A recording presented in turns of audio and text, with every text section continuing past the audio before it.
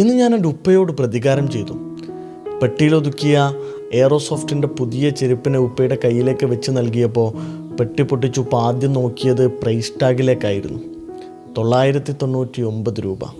ഇത്രയും വിലയുള്ള ചെരുപ്പ് ആദ്യമായിട്ടാണ് ഇടുന്നതെന്ന് അടുത്തുള്ള കൂട്ടുകാരനോട് ഉപ്പ അല്പം ഗമയോടെ പറയുന്നത് ഞാൻ കേട്ടിരുന്നു.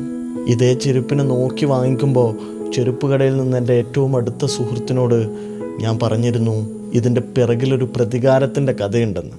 ഞാനൊരു 6ാം ക്ലാസ്സിലൊക്കെ പഠിക്കുന്ന സമയത്താണ് എൻ്റെ ഗ്യാങ്ങിലെ കൂടെ ഉണ്ടായിരുന്ന കൂട്ടുകാരന്മാരുടെയൊക്കെ കാലിൽ സോഫ്റ്റ് ബിയുടെയും ജാഗ്വറിൻ്റെയും ഒക്കെ ചെരുപ്പുകൾ നിറയുന്നൊരു ട്രെൻഡുള്ള കാലം. ഞാൻ നന്നായി ആഗ്രഹിച്ചു അതുപോലൊരു ചെരുപ്പിട്ട് സ്കൂളിൽ പോകുന്നതിനെ.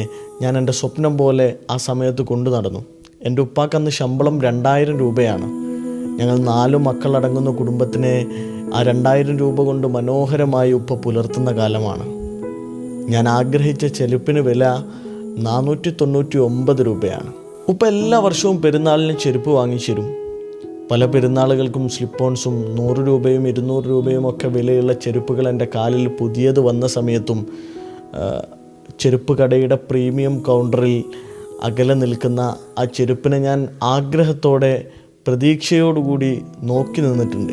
ആ സമയത്ത് എൻ്റെ കുട്ടി മനസ്സിൽ എൻ്റെ ഉപ്പയോട് കുറച്ച് ദേഷ്യമൊക്കെ ഉണ്ടായിരുന്നു.